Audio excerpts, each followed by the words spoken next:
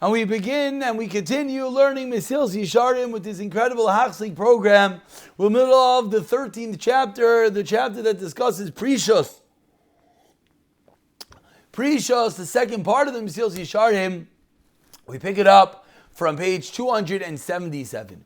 Says the Ramchal in the Artscroll Mesilas Yesharim, V'tira, and you should see. This is an incredible tachbula, an incredible strategy for a person to be saved from the Yetzer Hara. Once one is in the Aveira, there's different parts as we're about to see, but once you're in the middle, in the Isik of the Aveira, at that moment, when you're in the thick of things, it's very difficult to conquer and roll over your Yetzer Hara. Therefore, when you're far away from the Aveira, that's the point that you have to you have to make sure that you stay far away.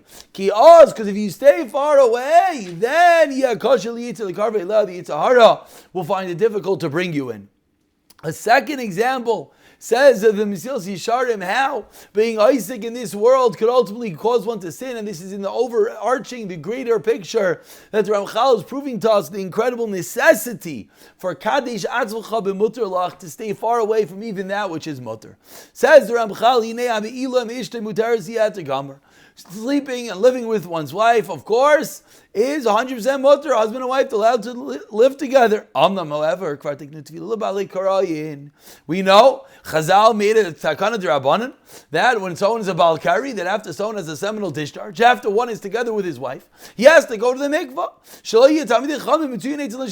Why do they make such a takana? So that, even though it's mutter, but we don't want husband and wife to be together like chickens, like roosters, even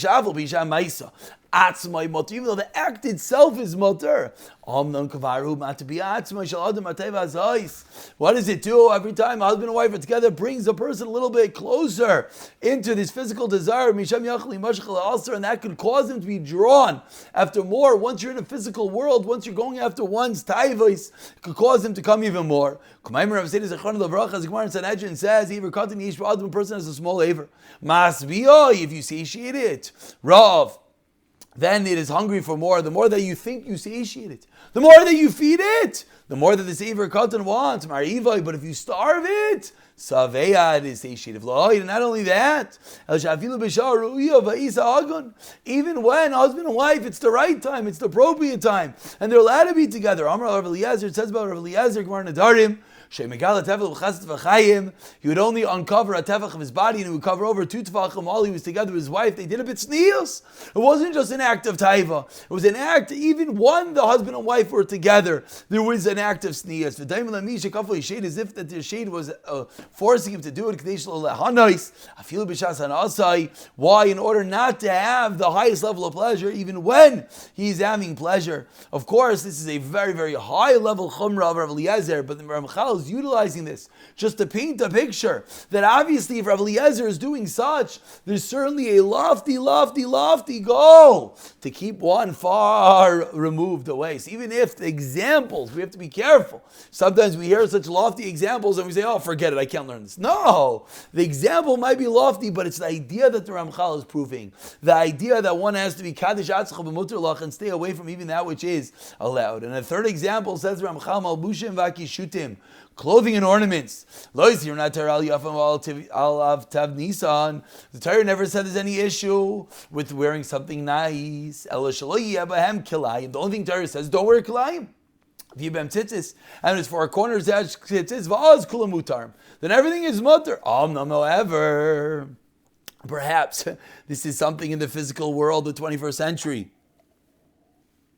that we live in, we can understand a lot. Who doesn't know that wearing something fine, wearing something expensive, a rich embroidery, brings him to arrogance?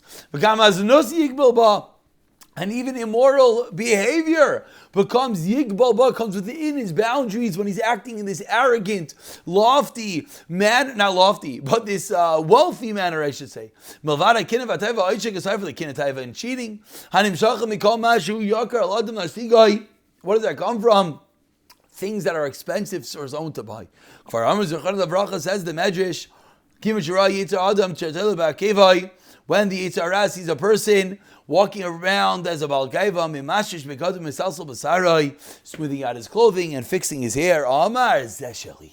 When the Yetzer Hara sees a person so involved in his physicality, so involved in his the way he's dressing and the way he looks, the Yetzer Hara knows he has his next prey.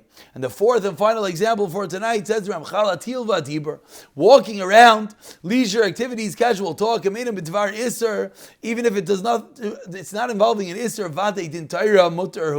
Of course it's Mutter, you're not saying Lashon Hara, it's allowed. Amnam Kama Bittul Taira Nimshach Man, it causes Bittul Taira when one excessively talks. Kama min Lashon Hara eventually brings it to Lashon Hara. Kama min Shakranim, lying. Kama min Leisanis Makri.